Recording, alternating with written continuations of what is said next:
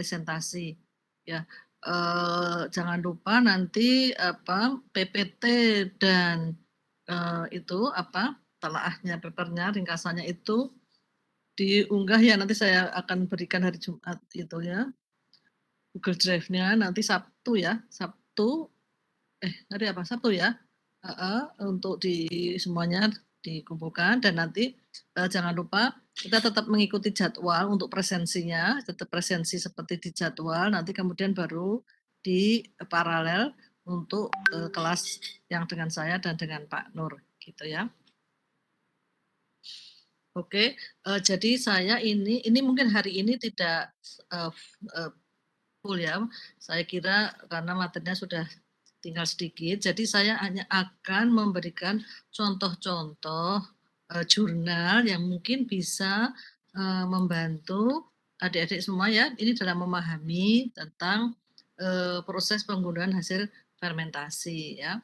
Kemarin kan kita sudah bahas ya, mudah-mudahan masih ingat ya bahwa hasil fermentasi itu kan belum bisa diapa-apakan, belum bisa dipakai atau dijual ya karena masih bercampur dengan sisa-sisa medium ya, kemudian ada selnya, mungkin ada metabolit lain yang tidak diinginkan. Nah, sehingga harus melewati tahapan berikutnya yaitu pengunduhan hasil.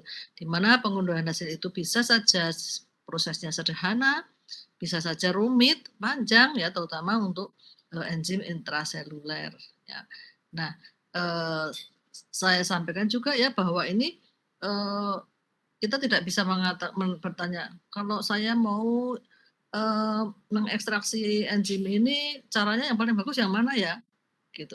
Itu nggak bisa kita langsung mengatakan begitu saja ya, tetapi semua tahapan proses penggunaan hasil fermentasi itu merupakan hasil dari percobaan dulu gitu masing-masing, karena prosesnya itu kan berbeda-beda ya, mikrobianya beda, komposisi mediumnya mungkin beda dan sebagainya. Nah, sehingga untuk menentukan, mendapatkan, oh saya mau menggunakan cara ini, ya harus dilakukan percobaan, begitu. Yang penting adalah memahami, memilih itu tidak mesti memilih yang tertinggi, ada banyak pertimbangan. Nah, saya berikan contoh ya, di sini, nanti silahkan ya ditanyakan kalau ada yang mau menanyakan. Jadi contoh, ini saya memberikan contoh dari paper ya, nanti kita bisa balik lagi ke teori yang kita sudah dapatkan kemarin. Ya, jadi ini ada proses fermentasi ya menggunakan jamur Mucor circineloides untuk menghasilkan apa? Untuk menghasilkan enzim ketosanolitik ya, enzim ketosanolase ya, enzim yang bisa mendegradasi ketosan. Yang enzimnya itu intraseluler, jadi di dalam sel.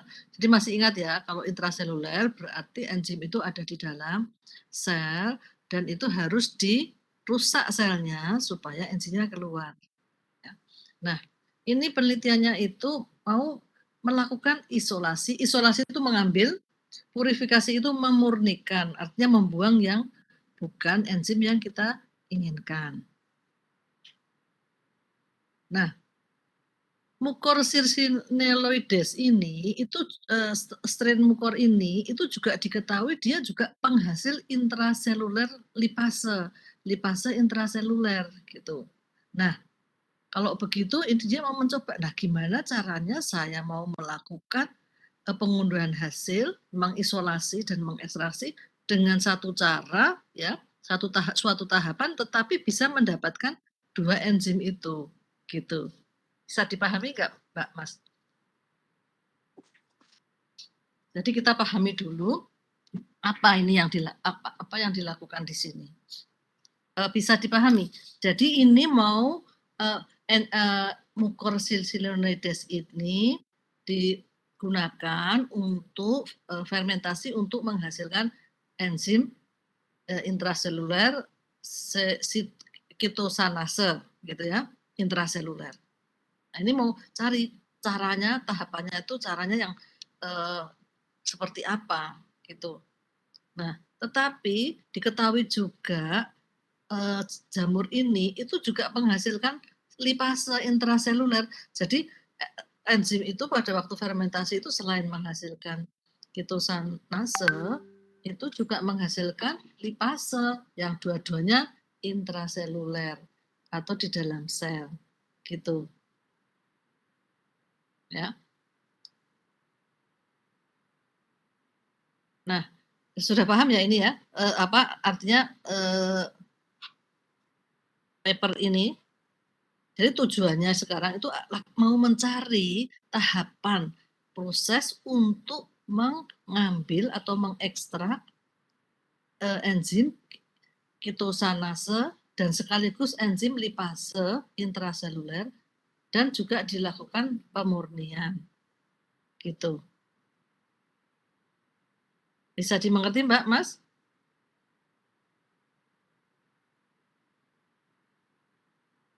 Bisa, Bu. Oke ya, bisa. Nah, kita pahami dulu. Nah, sekarang, kondisinya ya, kita bayangkan.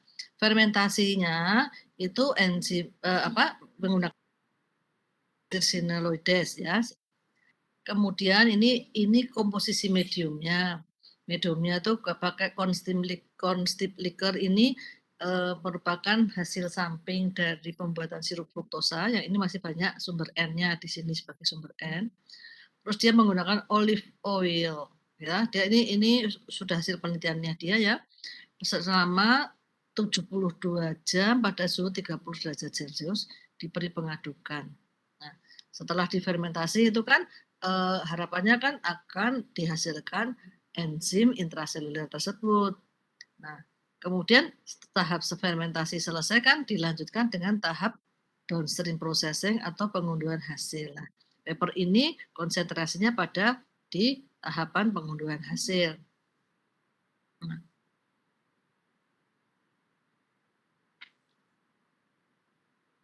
tuh.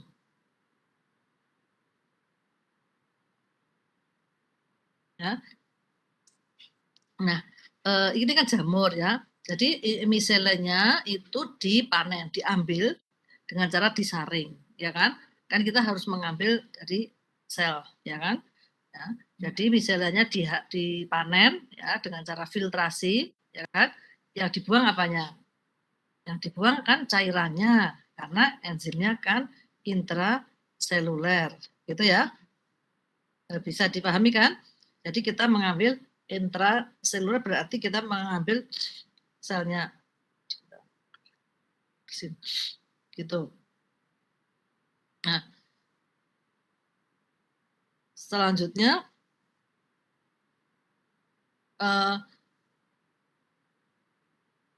diambil kemudian ya dicuci dengan air, jadi misalnya dicuci supaya semua yang apa komponen-komponen yang larut di dalam medium itu bisa dihilangkan. Kemudian dilakukan defatted with acetone, jadi dihilangkan dikurangi lemaknya dengan aseton dan dikeringkan dengan di udara pada suhu ruangan, gitu ya. Nah, tahapannya itu adalah ada dua kan tadi, isolasi dan purifikasi. Isolasi itu mengambil enzimnya. Nah, ekstraksi enzimnya kan kemarin masih ingat ya, ada cara apa saja? Masih ingat nggak?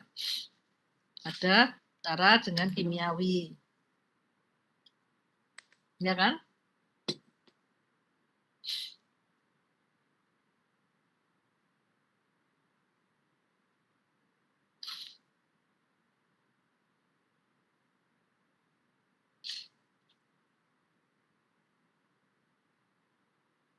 Ya. Nah, kimiawi itu apa saja? Ada cara kimiawi, ada cara apa kemarin? Secara mekanik ya.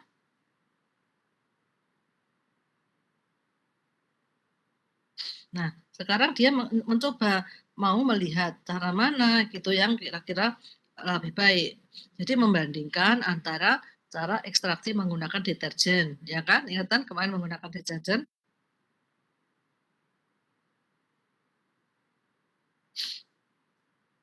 Terus ada juga dia menggunakan cara mekanik, yaitu pakai apa? Sonifikasi, homogenisasi. Ingat kan kemarin homogenisasi itu suspensi selnya dimasukkan ke dalam orifice gitu ya, kecil gitu. Kemudian juga freezing and grinding. Jadi dengan dibekukan, selnya dibekukan ya, kemudian kayak digesek gitu. Nah, itu cara yang akan dicoba untuk ekstraksi dulu. Karena ini intraseluler, jadi ini adalah cara untuk merusak dinding sel.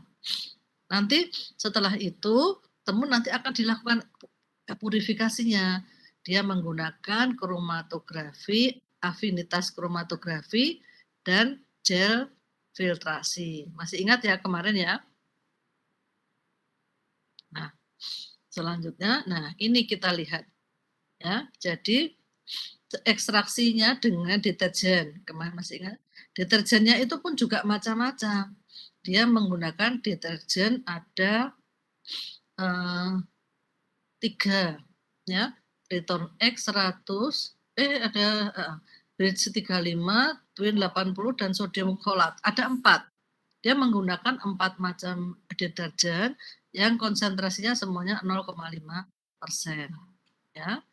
Jadi tadi sel tadi dicampurkan dengan ini deterjen 0,5%, kemudian dicampur aduk pada suhu 4 derajat Celcius dalam waktu 30 menit. Ya. Itu cara yang pertama secara kimia. Kemudian yang kedua, dia mencoba dengan cara mekanik menggunakan alat homogenizer. Ya, seperti homogenizer itu seperti yang dipakai untuk di pabrik susu itu biasanya. Kalau di pabrik susu itu untuk mengecilkan dan menyeragamkan ukuran globula lemak. Sebentar saya tutup dulu.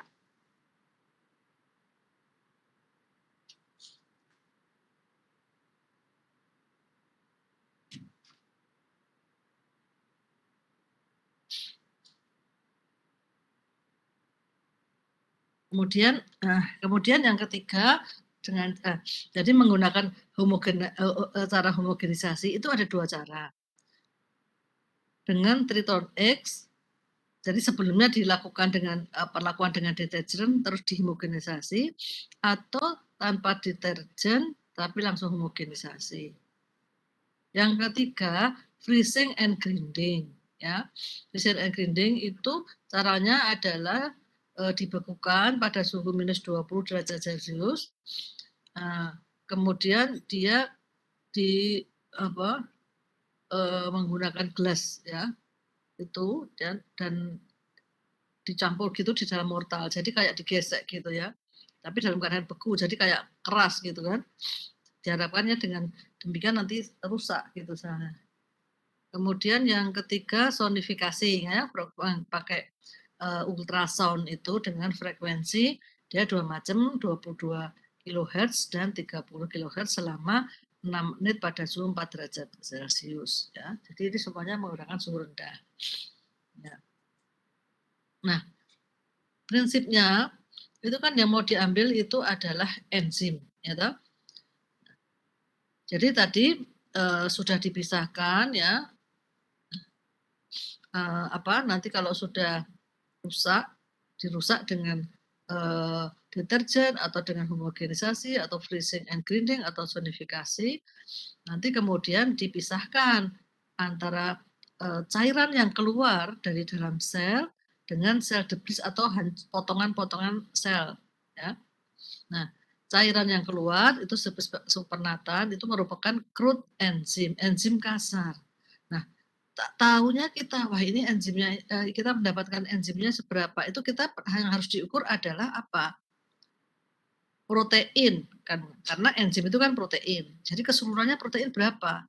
Ya, tetapi kalau protein tok, ya kita nggak tahu sesungguhnya enzimnya itu seberapa. Sehingga diukur juga aktivitas spesifik enzimnya, yaitu aktivitas spesifik itu sinase dan aktivitas spesifik lipase.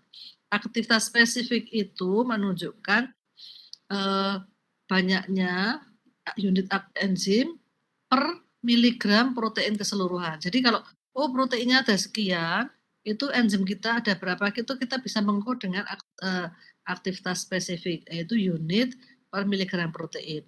Artinya setiap miligram protein itu enzimnya ada berapa, yang ketosenase berapa, yang lipase berapa, gitu. Gitu kan, isinya kan macam-macam proteinnya, belum tentu enzim kita. Sudah paham belum ini desainnya ini? Silahkan kalau ada yang mau ditanya supaya paham betul.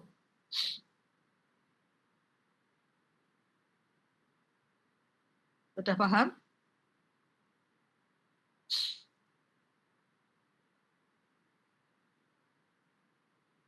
Bu, izin bertanya, berarti Silahkan. berarti ini tuh untuk menentukan seberapa banyak enzim yang ada gitu kan ya, Bu? Di Seberapa dalam. banyak enzim yang bisa diambil dari dalam sel. Kan ini selnya kan harus dirusak, ya kan? Ya kan? Kan enzimnya ada di dalam sel. Oke? Iya, Bu. Paham ya? Nah, sekarang kan kita harus merusak sel supaya isi selnya keluar bersama dengan enzim kita, ya kan? Nah, dia menggunakan 4 macam cara untuk mengekstrak atau mengambil enzim yang ada di dalam sel, yaitu dengan menggunakan deterjen, deterjennya pun ada 4 macam, dengan cara homogenisasi, dengan cara freezing dan grinding, dan sonifikasi. Jadi enzim itu ada di dalam sel, kita harus mengeluarkan kan, kalau ekstraseluler enzimnya sudah di luar, di cairan, lah ini kan di dalam. Jadi kan harus dibuat supaya dinding selnya rusak, enzimnya keluar. Nah, yang keluar itu kan isi sel. Nah, sehingga isi sel itu perlu kita ukur. Apa? Kita ukur proteinnya, kandungannya berapa. Kandungan protein itu ya bisa isinya enzim lipase, enzim glucosanase, atau enzim yang lain, atau protein lain.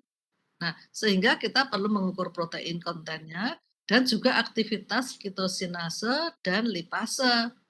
Itu. Aktivitas spesifik itu aktivitas ini dibagi kandungan protein. Semakin tinggi unit per miligram protein kan berarti makin banyak enzim ketosanase dan lipase. Kalau misalnya rendah, berarti mungkin protein itu yang keluar juga protein lainnya yang ada di dalam sel atau enzim lainnya gitu. Oke, bisa dimengerti? Oke, baik, Bu. Bisa ditangkap sejauh ini. Nah, yang lain juga bisa paham ya? Bisa ya? Nah, sekarang kita mengingat lagi kan, deterjen itu kenapa? Deterjen itu kok bisa mengeluarkan isi sel. Deterjen is disrupt the structure of the cell membrane. Jadi prinsipnya deterjen itu merusak struktur dari membran sel dengan cara melarutkan fosfolipidnya. Ya, di itu. Jadi intinya ini deterjen react with membrannya. Jadi ini loh, jadi rusak tau. Nah, isi selnya keluar gitu loh. Maksudnya itu. Mudah-mudahan ini gampang nangkapnya. Nah, ini intraseluler keluar. Nah, ini ada enzim, ada juga yang lain-lain gitu. Sehingga kita perlu tahu, kita pengennya kan enzim kita yang banyak. Jadi seperti itu. Jadi dirusak membran selnya sehingga isi selnya keluar. Ada yang kationik, anionik atau non ionik ya, seperti itu. Nah, tetapi ini kan kita tidak asal sembarangan, berapa banyak yang harus kita lakukan. Nah, kita harus mempelajari juga karena large number of protein denatured or precipitate in the presence of detergent. Jadi kita harus lihat apakah dipelajari dulu berapa yang ditambahkan begitu Kak. Bisa asal banyak, siapa tahu kalau banyak malah terdenaturasi kan malah jadi rusak. Nah, kemudian juga nanti setelah ini deterjennya juga harus dibuang. Jadi kita ini mencari ini dia menggunakan satu konsentrasi pencobaannya dia, tetapi menggunakan beberapa macam deterjen, gitu ya. Sudah paham nggih? Saya lanjutkan. Nah, oke. Ini yang tadi homogenizer mengingatkan lagi liquid shell. Kalau yang apa? Yang tadi dibekukan itu termasuk solid shell. Liquid shell itu gesekan antara cairan. Jadi cairan suspensi sel itu dilewatkan untuk homogenizer ya, lewatkan suatu lubang yang sangat kecil gitu ya. Sehingga nanti di situ harapannya selnya itu menjadi rusak. Atau juga solid shell, ada gesekan solid karena selnya itu dibuat dalam bentuk beku, ya. Terus nanti di situ ada gesekan gitu sel itu dengan kristal es gitu. Kalau ultrasonifikasi ya itu suspensi selnya itu dimasukkan alat ultrasoniknya itu ya, dan nanti dia akan dengan frekuensi tertentu ya, nanti di situ dia juga akan merusak dinding sel gitu ya. Prinsipnya merusak membran atau dinding selnya. Oke. Oke. Nah, sekarang oke. Atau nanti kita kembali ke sini lagi saja. Kita langsung ke hasilnya dulu aja ya. Nah, sekarang ini. Jadi parameter apa yang dipakai untuk melihat tingkat keberhasilan dari ekstraksi enzim? Yaitu tadi itu kadar proteinnya, aktivitas spesifik yaitu unit per miligram dari ketosanase dan lipase. Ketosanase itu ternyata ada dua, ada yang endo, ada yang ekso. Kalau endo itu yang mendegradasi ketosan dari tengah kaca. Kalau yang ekso mendegradasi ketosan dari rantai samping. Nah, mari kita lihat sama-sama hasilnya. Coba Anda lihat dulu sekarang yang cara pertama, ekstraksi menggunakan deterjen. Ada 4 macam deterjen. Oke.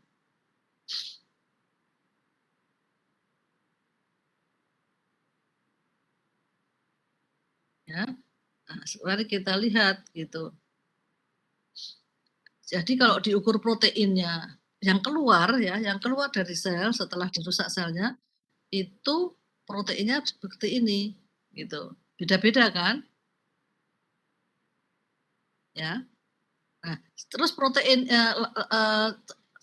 larutan protein itu diukur aktivitas enzimnya ketosanase dan lipase. Ini hasilnya. Artinya begini, untuk pakai Twin 80 itu terdapat 37,08 miligram protein. Ya, paling kecil ya dia. Terus endoenzimnya berapa? 8,32 unit per mili. Jadi setiap milinya itu mengandung 8,32 unit endoketosanase. Kemudian eksonya kecil, 0,91 dan lipasenya 4,25 unit per miligram. Gitu. Nah, kan beda-beda ya. Nah, dari sini Anda akan memilih yang mana?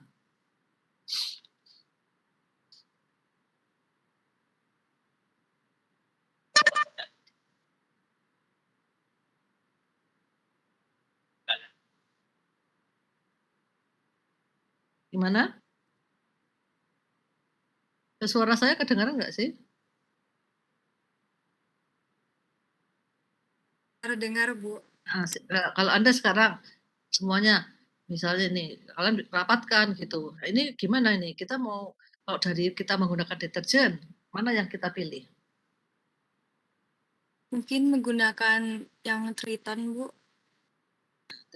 Anda milih Triton X 100. Dasarnya apa Anda memilih itu? Karena kalau dilihat dari spesifik aktivitasnya itu, unitnya paling tinggi sih, Bu, daripada deterjen lainnya gitu. Jadi Anda lihat dari unitnya, spesifik aktivitasnya ya paling tinggi nih, gitu kan?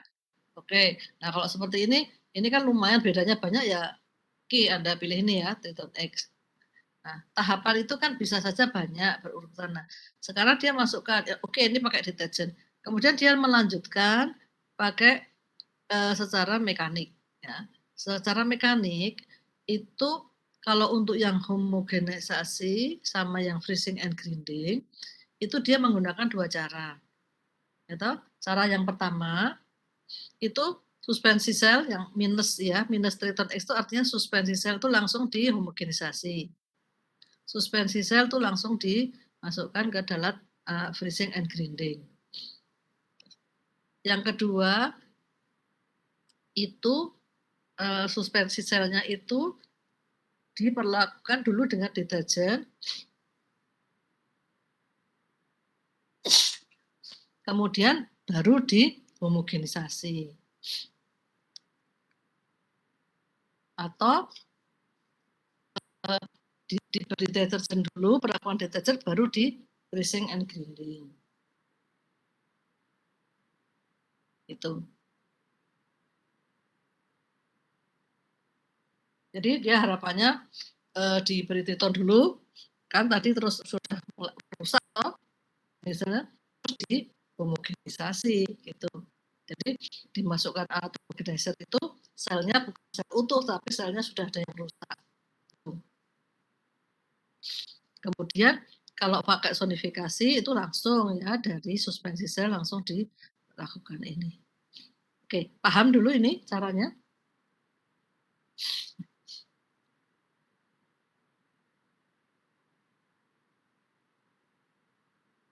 Sejauh ini paham, Bu. Nah, sekarang mari kita lihat hasilnya. Pertama mungkin kita lihat dulu yang sonifikasi ya. Sonifikasi itu kan dia langsung pakai cara mekanik, ini dibandingkan dengan pakai deterjen.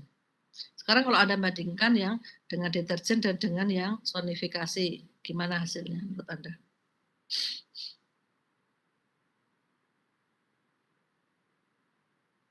Gimana? Anda mau milih yang mana?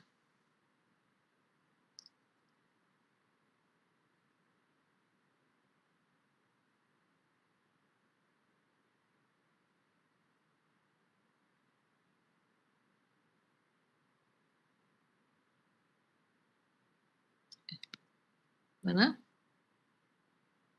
Anda mau pilih? Hah? Gimana?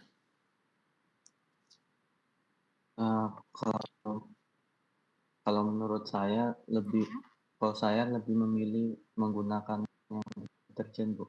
Nah, deterjen ya, karena kan ini pakai sonifikasi itu rendah kan hasilnya ya, ininya aktivitas spesifiknya rendah banget malah kan. Ya memang ini berarti kurang cocok, dan di samping itu sonifikasi itu juga memerlukan power yang tinggi juga gitu.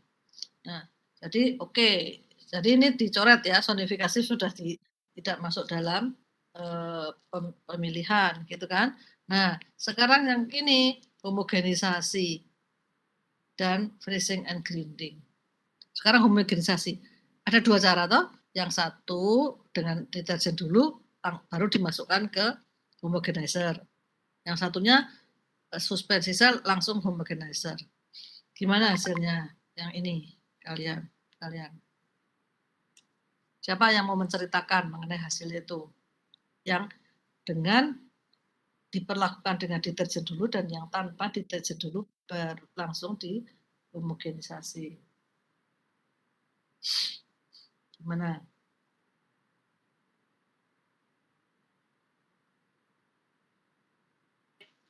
Ibu, mohon maaf, arti tanda minus positif itu berarti yang positif?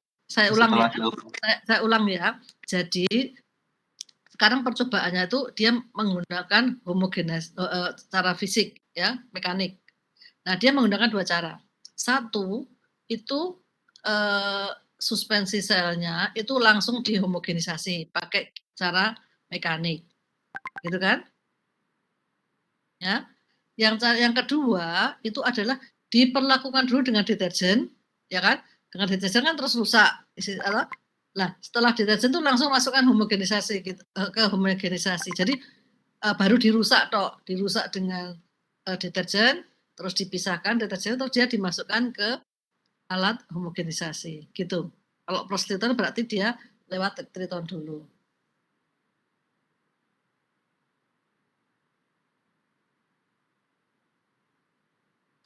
Ibu, kalau begitu berarti jika pelakuannya di deterjen terlebih dahulu kemudian fisik akan lebih mendapatkan hasil yang lebih baik. lebih tinggi, gitu kan hasilnya, ya kan? Dilihat dari mana? Dilihat dari aktivitas spesifiknya gitosanase ya. Ini ada bandingan 2 ini kan, 10,48 sama 15,31. Terus membandingkan ini, juga banyak banget bedanya.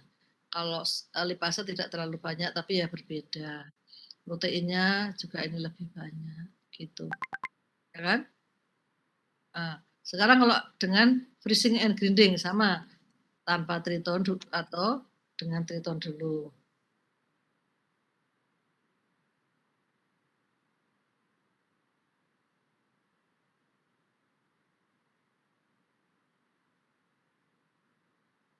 Gimana? Lebih Iya baik Bu, dapat dipahami. yang triton Bu. Ya, ini pakai triton lebih tinggi, gitu kan? Nah, oke. Nah, sekarang kalau sekarang Anda rapatkan ini kan, Anda sekarang mau pakai mana jadi caranya?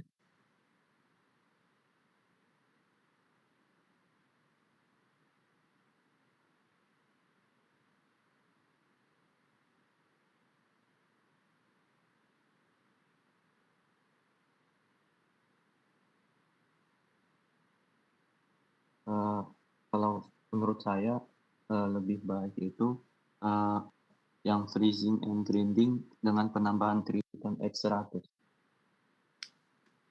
Yang lain coba semuanya semua punya pendapat. Silahkan. Ini tadi Mas siapa? Silahkan. Coba Anda bisa tulis juga misalnya mau apa? Mau pakai triton terus pakai homogenizing atau pakai triton atau freezing grinding atau langsung homogenisasi saja atau freezing and grinding saja. Kan ada 4 kemungkinan itu. Satu sudah mengatakan memilih triton dan homogenisasi, yang lain.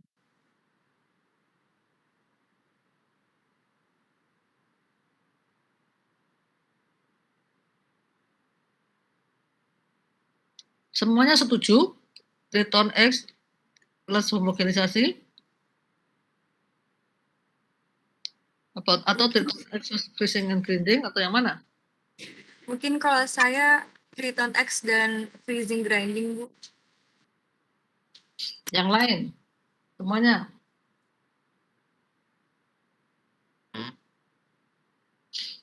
Anda bisa tulis di chat itu semuanya, coba memilih yang mana gitu.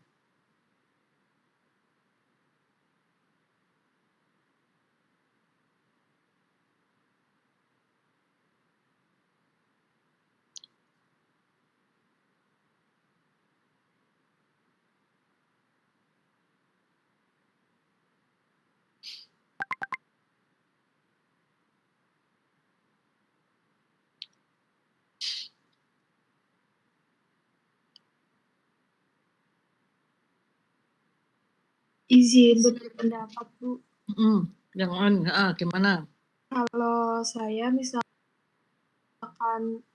untuk lebih ke endonya itu pakai yang triton X freezing and grinding yang plus, tapi kalau misalkan mau ke exonya itu lebih ke yang homogenization gitu Bu. Ya ini kita tujuannya itu menggunakan satu cara untuk mendapatkan 3 enzim itu gitu. Jadi kita nggak beda-beda gitu. Kan kalau itu kan mahal kalau beda-beda gitu. Silakan ditulis saja boleh. Semuanya yang lain supaya punya pendapat gitu.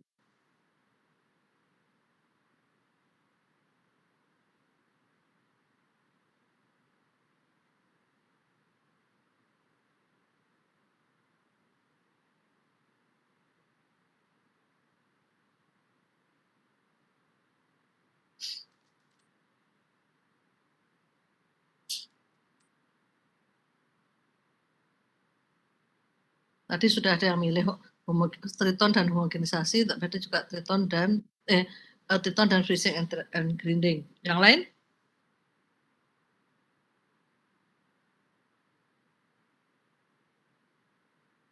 Ada 20 ya mahasiswanya.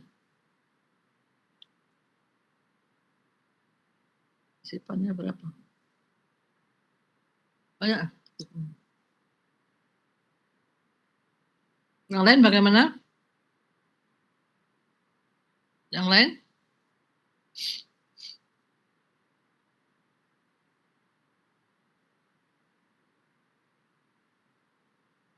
Yang lain ini ada nggak nih?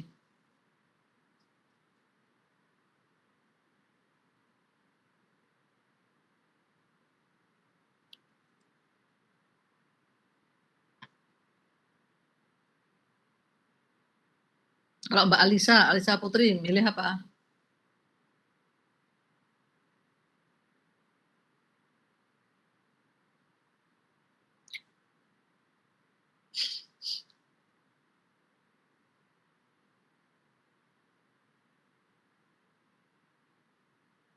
Mbak Alisa milih apa?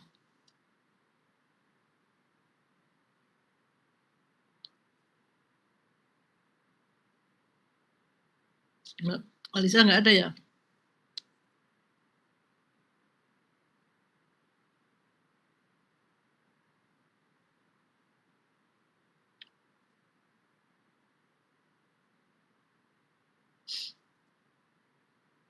Silahkan ini, kok yang lain kok nggak ada suaranya?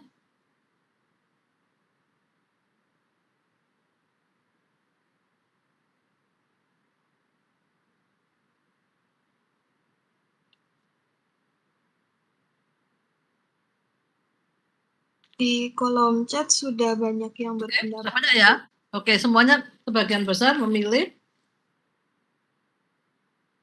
Bukanya sebentar. Ya. Sebagian besar memilih ekstraksi Triton X dan freezing and grinding.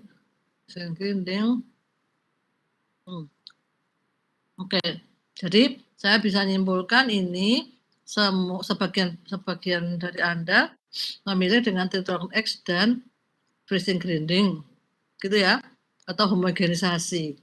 Nah, sekarang pertanyaannya adalah alasannya apa?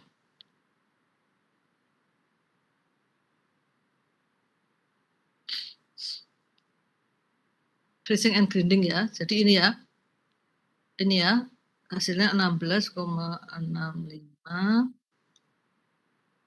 ini 5,41, 5,9. Ini kan hasilnya. Oke, pertimbangannya apa Anda memilih itu? Memilih Triton X dan freezing and grinding.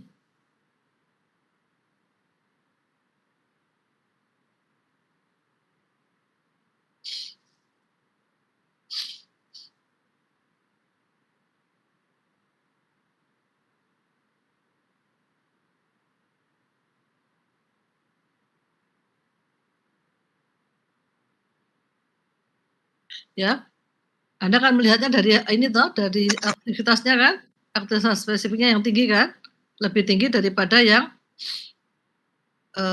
freezing and grinding saja tanpa Triton X, gitu ya? Benar? Ya betul Ibu.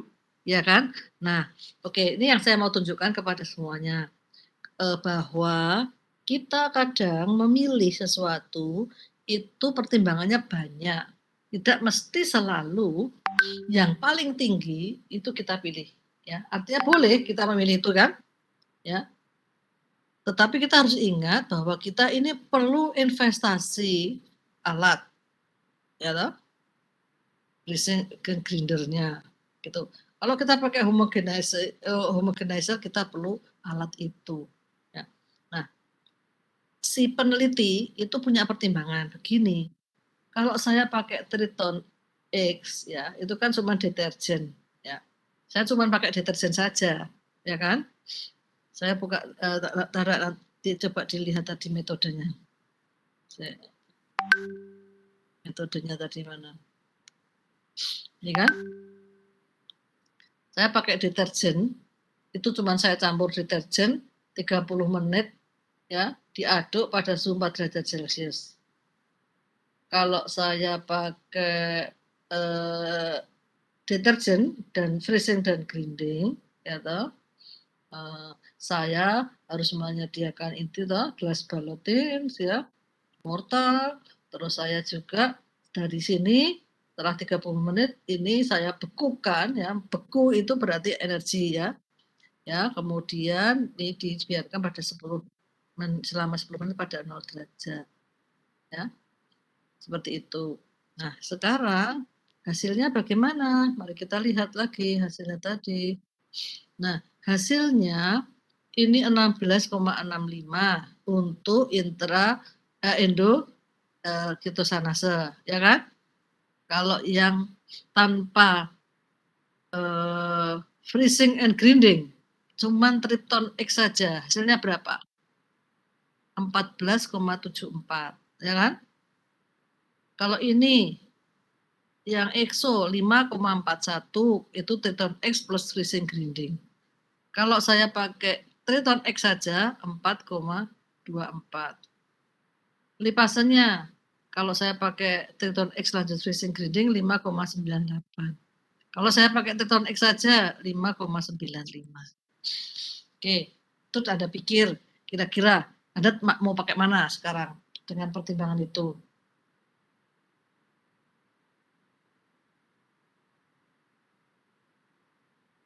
Anda tetap apa Anda ada berubah?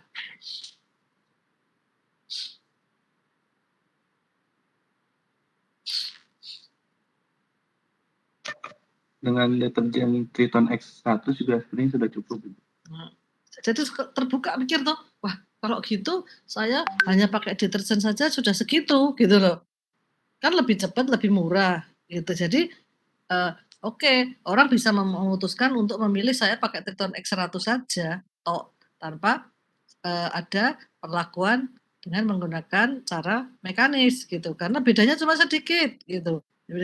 Tapi saya perlu investasi, saya perlu tambahan pekerjaan gitu. Nah, jadi bisa seperti itu. Ya, ini saya memberikan contoh kepada Anda semua bahwa di dalam memilih itu mesti tidak harus selalu yang tertinggi yang kita pilih gitu. Ada berbagai faktor gitu. Wah ini nanti energinya tinggi ya harus membekukan itu kan biaya besar gitu kan, misalnya seperti itu ya. Jadi misalnya terus dia memilih saya paling ini aja yang murah atau hasilnya juga lumayan besar. Boleh begitu. Gitu kan? Nah, jadi dari itu dia memilih ini tidak usah pakai homogenizing dan freezing and grinding, toh hasilnya tidak terlalu berbeda, hanya sedikit lebih besar. Oke, nah itu kan sudah diekstraksi ya. Nah, berikutnya adalah dipurifikasi, dimurnikan. Setelah dari Triton X dimurnikan, pakai apa? Ada dua, kromatografi, affinity, ya affinity ingat ya. Kemudian yang gel filtrasi. Nah, affinity kromatografi ingat kan? Jadi nanti crude enzyme diaplikasikan pada basitrasin SNBR Sevarus 4B kolom. Kolomnya ini mengandung ini apa? Basitrasin SNBR Sevarus 4B yang sudah dihidrolisasi dengan fosfat buffer. Nah, jadi ini affinity chromatografi nanti apa namanya ada afinitas antara protein enzim itu ya dengan ligannya. Jadi kalau itu di suspensi apa larutan enzim tadi ya, cairan supernatan tadi dimasukkan ke dalam sini gitu kan. Nah, nanti kan ada yang affinity besar kan dia akan berikatan ya dengan ligannya gitu ya. Terus yang tidak berikatan lolos akan keluar ya.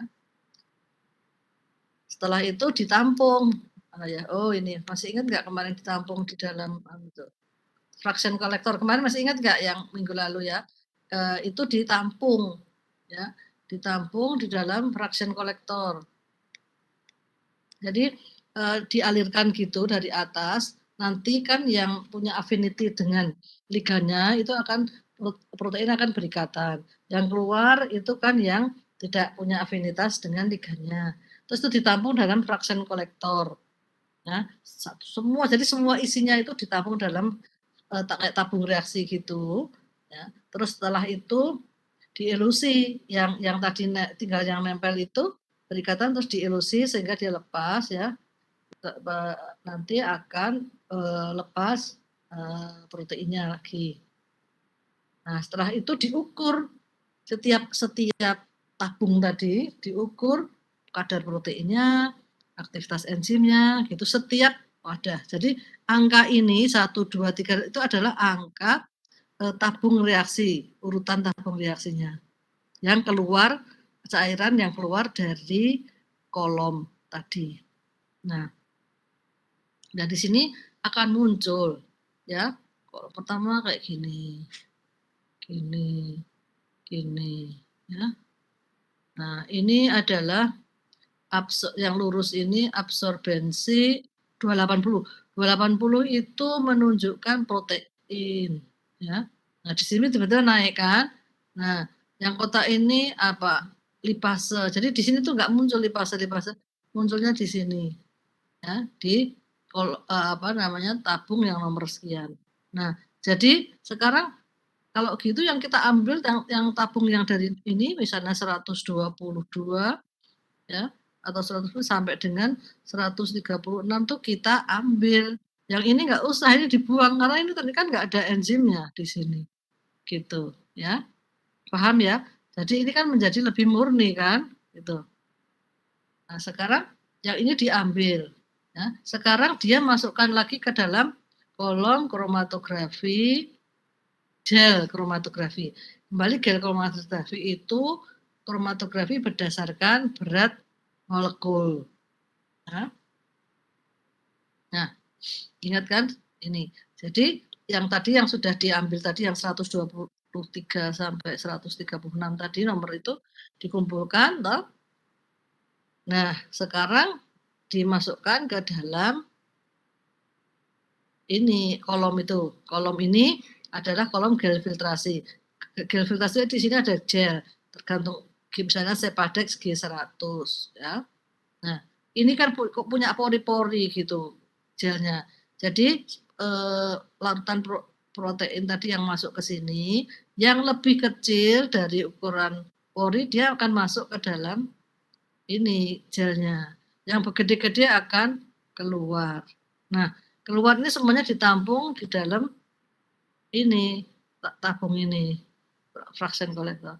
Terus gitu sampai sudah habis, kemudian diilusi supaya yang ada dalam sel itu dalam gel itu keluar. Terus jadi semua tampungan ini adalah berisi ini apa namanya larutan yang campuran enzim itu mulai dari yang berat molekulnya besar, ya kan? Karena yang berat molekul besar itu tidak bisa masuk ke dalam ini apa gelnya itu, ya sehingga dia akan keluar lebih dulu dalam bitnya ini. Nah, sekarang diukur dengan 1, 2, 3, 4 itu semuanya diukur berat proteinnya, kadar proteinnya maupun aktivitas enzimnya. Nah, terus dibuat lagi begini.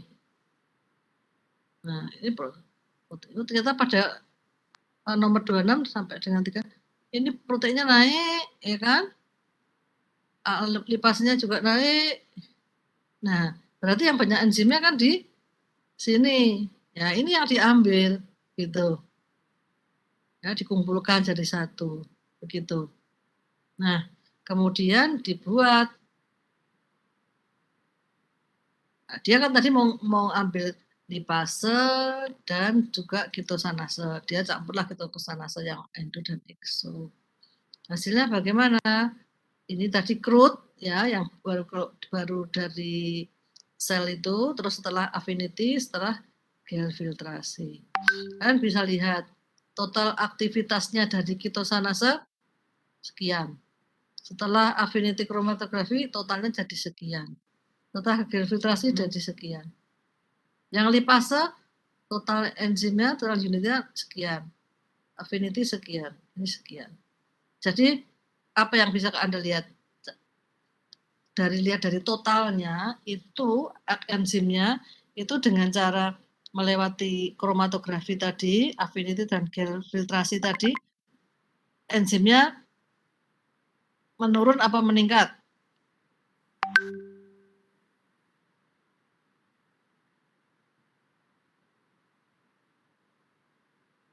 Turun apa naik?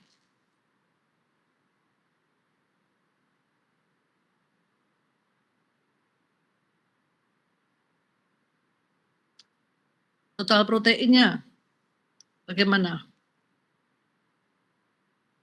Turun apa naik?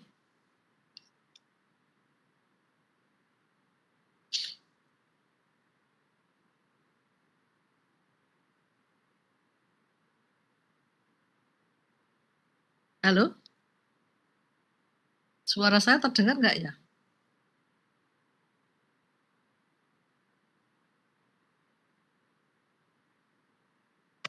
Terdengar Ibu, artinya menurun ya. Jadi kalau menurut Anda, kita melihat dulu dari total protein dan total aktivitas enzimnya. Itu dibandingkan dengan crude, ya, yang kasarnya itu setelah di affinity dan setelah filtrasi menurun atau meningkat?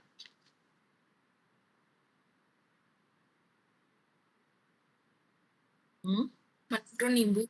Menurun. Artinya apa? Artinya itu, kan ini dari sisi proteinnya banyak yang hilang, toh? Ya kan? Ya, Anda lihat gambarnya kemarin ini, ya kan? Nah, ini kan yang diambil hanya ini. Jadi yang lain-lain tuh kebuang, ya toh? Tetapi ternyata yang terbuang itu juga ada juga enzimnya yang terbuang juga, gitu. Pasti bisa terjadi membuang yang non enzim kita itu bisa saja membuang juga yang enzim kita. Nah, sekarang kalau aktivitas spesifiknya untuk ketosanase dan juga untuk lipase, bagaimana? Naik apa turun?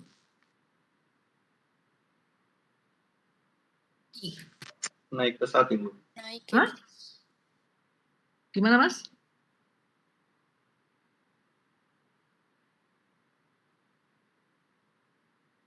Meningkat pesat. Meningkat kan? Ya. Artinya apa? Artinya yang impuritiesnya itu banyak yang hilang, ya kan? Karena aktivitas spesifik itu adalah unit enzim per miligram protein. Yang tadinya hanya 9 unit untuk setiap miligram protein, sekarang menjadi 124 unit untuk setiap miligram. Nah, itu menjadi lebih murni.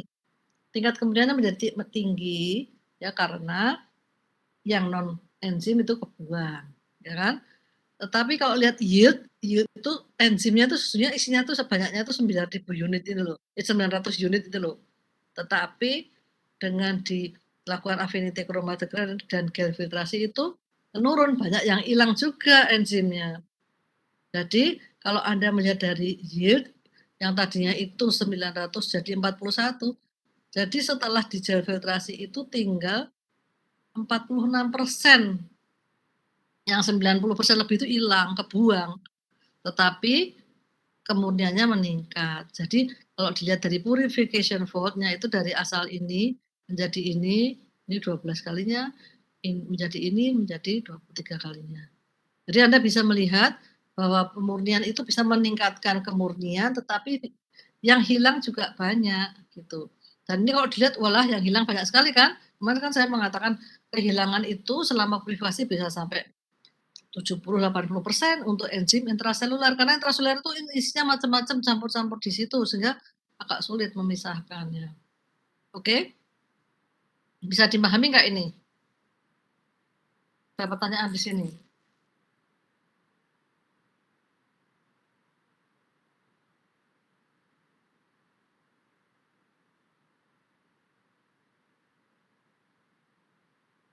Paham Ibu. Paham ya? Nah, ini intraseluler. Saya kasih contoh satu lagi, agak cepat saja. Tetapi ini untuk enzim ekstraseluler, ya, asparaginase. Dia menggunakan cara amonium sulfat, gel filtrasi, ion exchange chromatografi. Urutannya seperti itu, ya. Menggunakan 3 cara itu. Sama, Mbak, Mas, yang diukur itu adalah selalu protein dan aktivitas spesifik enzimnya. Nah, ini ekstraseluler, tadi intraseluler. Saya langsung ya. Setelah menggunakan amonium sulfat, ya itu biasanya pakai dialisis untuk membuang sisa-sisa garamnya. Nah, ini bisa lihat ya, enzimnya itu kan yang merah-merah ini misalnya. Tapi kan tadinya kan disaturasi dengan garam. Jadi direndam di dalam itu kantong dialisis itu nanti yang kecil-kecil itu, molekul kecil itu akan keluar lewat pori-pori dari kantong dialisisnya. Nah, ini kan menjadi lebih lebih murni kan karena yang kecil-kecil keluar. Kemudian gel filtrasi sama seperti tadi ya, lewatkan kolom gitu, terus diukur proteinnya dan enzimnya sama persis seperti tadi. Setelah gel filtrasi, ion exchange chromatografi berdasarkan muatan positif dan negatifnya sama seperti tadi. Oh, diambil di daerah ini proteinnya dan aktivitas enzimnya. Oke, nah setelah itu dilihat ini komentar Anda apa? Ini produknya, kemurniannya bagaimana? Dari 17,9 unit per miligram menjadi 1.900 unit per miligram. Makin murni kan? Murniannya dibandingkan dengan yang awal itu 106 kali lebih murni. Yieldnya yang total enzimnya tadinya 74.000 menjadi 32.000, tinggal 32.000, yang lain kebuang. Ini yieldnya 43%. Ya, ini ekstraseluler. Anda bisa bandingkan kan?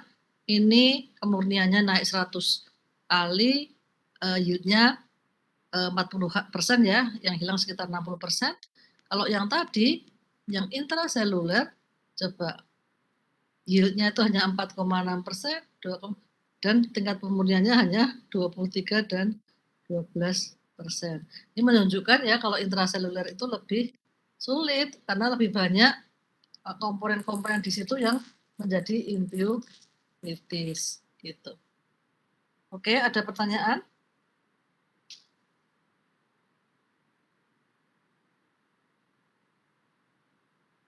Sudah paham? Cukup jelas ini, Bu. Paham ya, Bu? Nah, kalau sudah paham, ya ini saja. Saya kira saya hanya sampai di sini saja. Jadi itu yang saya mau menunjukkan ke Anda semua bahwa untuk pemurnian itu memang harus dicoba gitu. Dan kita bisa lihat bahwa setiap enzim beda-beda gitu. Ya kan, ada yang tingkat kemudiannya bisa tinggi sekali, tapi bisa saja ada yang cuman kecil kayak tadi itu. Dan bisa banyak sekali yang hilang, ada yang enggak gitu. Nah, sehingga itu yang mesti dicoba.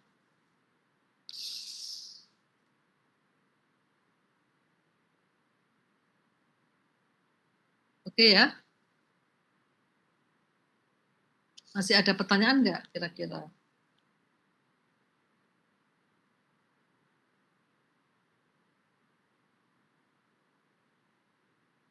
Kalau sudah tidak ada pertanyaan, saya akan cukupkan sampai di sini. Nanti kita ketemu minggu depan untuk sudah mulai presentasinya. Jadi jangan lupa PPT dan itunya ringkasannya itu di upload nanti hari Sabtu ya. Oke? Baik, Ibu. Ya. Baik, Ibu. Saya cukupkan ya. Oke, tetap semangat. Mudah-mudahan nanti bagusnya. Dipersiapkan betul ya. Berusaha dipahami gitu ya. Dan nanti teman-temannya, saya harap teman-temannya juga membaca paper itu sehingga nanti bisa diskusi ya. Jadi tolong papernya di-share untuk teman-temannya, tidak hanya yang presentasi. Oke? Ya, saya stop sharing, saya cukupkan sekian. Selamat siang ya, mudah-mudahan bisa dipahami semua. Gitu ya. Baik, Bu. Baik, Terima terima kasih banyak, kasih. Bu. Sama Sehat saya selalu. end meeting ya. Terima kasih. Iya, Oke, Bu. Selamat siang, Ibu. siang. Terima kasih Bu Tias.